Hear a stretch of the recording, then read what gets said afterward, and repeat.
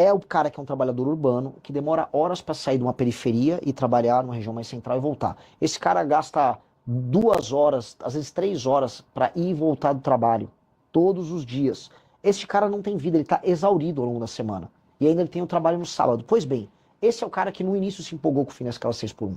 Ele está sendo enganado, estão A gente mentindo vai para ele. passar por um bloco de perguntas dos temas quentes, temas do dia, e um dos temas quentes é um tema... Aliás, você está sempre indo nos temas quentes, mas é um tema que se posiciona muito claramente, é a escala 6x1. Fim da escala 6x1. Está avançando, chegou no Senado, a gente tem até agora uma publicação de um grande manifesto reunindo, você viu, entidades empresariais, representam 90% do PIB do país, colocando uma alternativa, que é PEC 12 do trabalho flexível, contrária à escala 6x1, ao fim da escala 6x1, à escala 5x2. Como é que é a sua posição? Eu já vi que você se posicionou contrário a isso. Minha posição é que o governo fez foi vagabundagem. A palavra é vagabundagem. Assim, o Brasil ele é um país que ele está fora das cadeias globais de produção. E para a pessoa que não está nos assistindo, o que isso significa? Significa que se você vai fazer um carro, nenhuma empresa quer jogar os componentes do carro para aqui. Se você vai fazer um celular, os componentes não são feitos aqui. Por quê? Porque é caro produzir aqui. E se é caro produzir os produtos que o mundo consome, significa que nós não teremos empregos de qualidade aqui. Então, o Brasil devia estar focando, que eu vou focar no meu governo, em fazer reformas que aumentem a competitividade. O Lula não liga para isso. A lógica do Lula, você pode pegar um mapa eleitoral do PT, é obter votos onde as pessoas não trabalham. E é verdade. Não estou aqui fazendo uma declaração preconceituosa, nem nada. Onde você tem menos atividade econômica, onde você tem um maior número de pessoas dependendo de auxílios governamentais, a taxa de voto, percentual de voto no Lula é maior. O Lula é inimigo do trabalho e da produção. Desculpa cair no clichê de xingar o Lula disso e daquilo. O Lula, a vida inteira dele foi lutar contra o trabalho. A vida inteira dele foi essa. E aí as pessoas vão perder. E eu estou avisando, eu, nosso deputado Kim, estou avisando. Vocês estão caindo numa conversa mole. O brasileiro está passando por um arroxo. Ou seja, nós passamos agora. Está aumentando os juros, está aumentando a inflação ao mesmo tempo. O dinheiro vai ficar mais caro, os produtos estão ficando mais caros, os serviços estão ficando mais caros, e o governo está falando, e você vai trabalhar menos. Ora, se a nossa produtividade não aumenta, portanto, a quantidade de dinheiro que o brasileiro gera por hora de trabalho não aumenta, como é que ele faz para pagar essa conta? Ele tem que trabalhar mais. É por isso que, tá todo mundo, o cara tem às vezes um emprego 5x2 na semana e fim de semana faz Uber. A mulher dele, que às vezes cuidava dos filhos, tá tendo que fazer pudim, tá tendo que fazer bolo para vender, tá todo mundo tendo que ralar para poder manter algum estilo de vida. A classe média tá sendo destruída. E a resposta do governo é, não, fica tranquilo, você vai trabalhar menos e vai ganhar mais. É mentira. É mentira, é um estelionato, é papo de vagabundo do Lula. E assim, qual foi a resposta da direita? Porque tem a direita, vai aquele Nicolas Ferreira, aquele patife Flávio Bolsonaro, volta com o governo. Volta com o governo.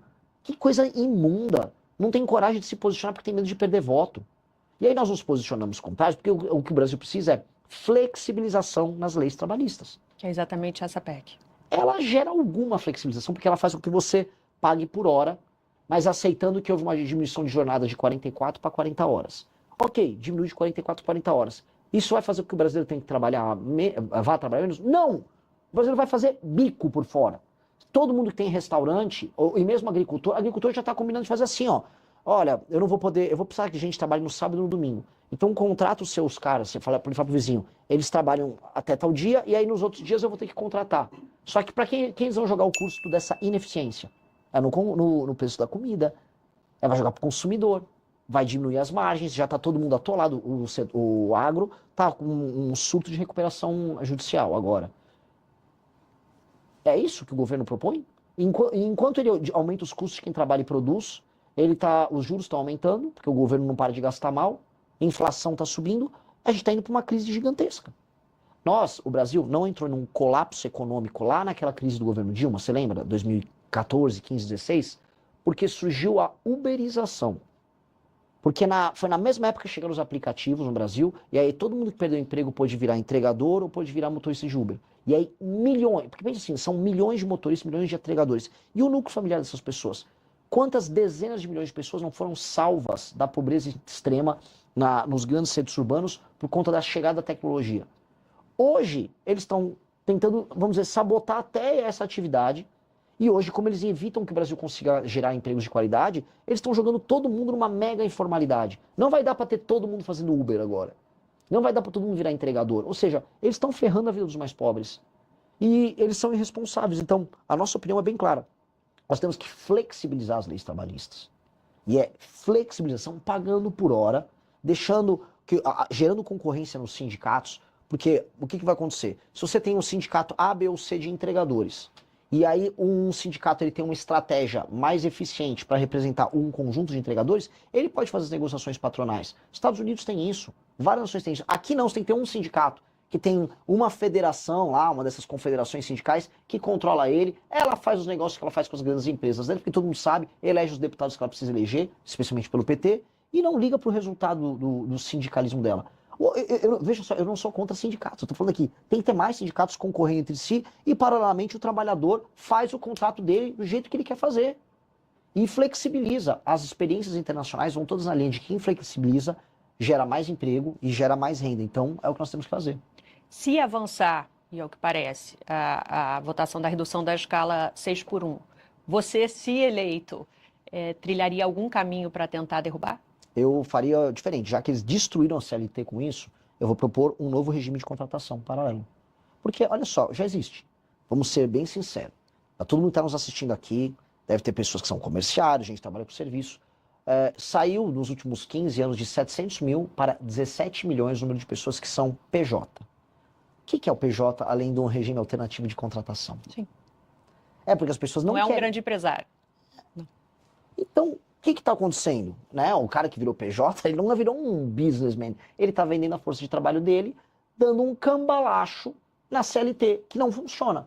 Ora, que tal nós aceitarmos que isso é um cambalacho e nós criarmos um regime alternativo formal, tudo certinho, bonitinho, a pessoa não precisa criar uma PJ, que ela trabalha como pessoa física e ela vem da força de trabalho e preste o serviço dela de maneira mais tranquila. Mas aí derrubando uma suposta redução da escala que passaria... Aí a pessoa é livre para fazer, porque o PJ é livre para fazer. Você vai apresentar uma alternativa. Alternativa.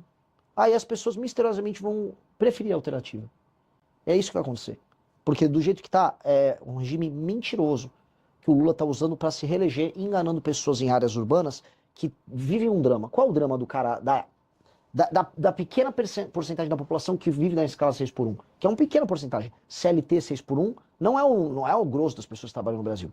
Pois bem, é o cara que é um trabalhador urbano, que demora horas para sair de uma periferia e trabalhar numa região mais central e voltar. Esse cara gasta 2 horas, às vezes 3 horas, para ir e voltar do trabalho, todos os dias. Esse cara não tem vida, ele está exaurido ao longo da semana. E ainda ele tem o trabalho no sábado. Pois bem, esse é o cara que no início se empolgou com o fim da escala 6x1. Ele está sendo enganado, estão mentindo para ele. Só que o governo nunca ofereceu para esse cara infraestrutura, sistema de incentivos para a instalação de empresas em regiões mais periféricas. Aí esse cara poderia gastar quer dizer, podia economizar essas horas que ele está no transporte, trabalhando mais perto de casa. Ele não consegue. A grande maracutaia é que o trabalhador não consegue trabalhar perto de casa e ter um sistema de transporte precário. Como é que um cara que mora, vamos dizer, no extremo da Zona Oeste de São Paulo, vai de ônibus trabalhar, sei lá, em Moema, na Zona Sul? Demora 3 horas e pouco. Esse cara não tem vida. Como é que não existe um metrô que atende essa pessoa rapidamente? Né? Porque o Brasil não tem grana para investir em infraestrutura. Por que não tem grana para investir em infraestrutura? Porque gasta mal dinheiro. É um ciclo. Ciclo vicioso.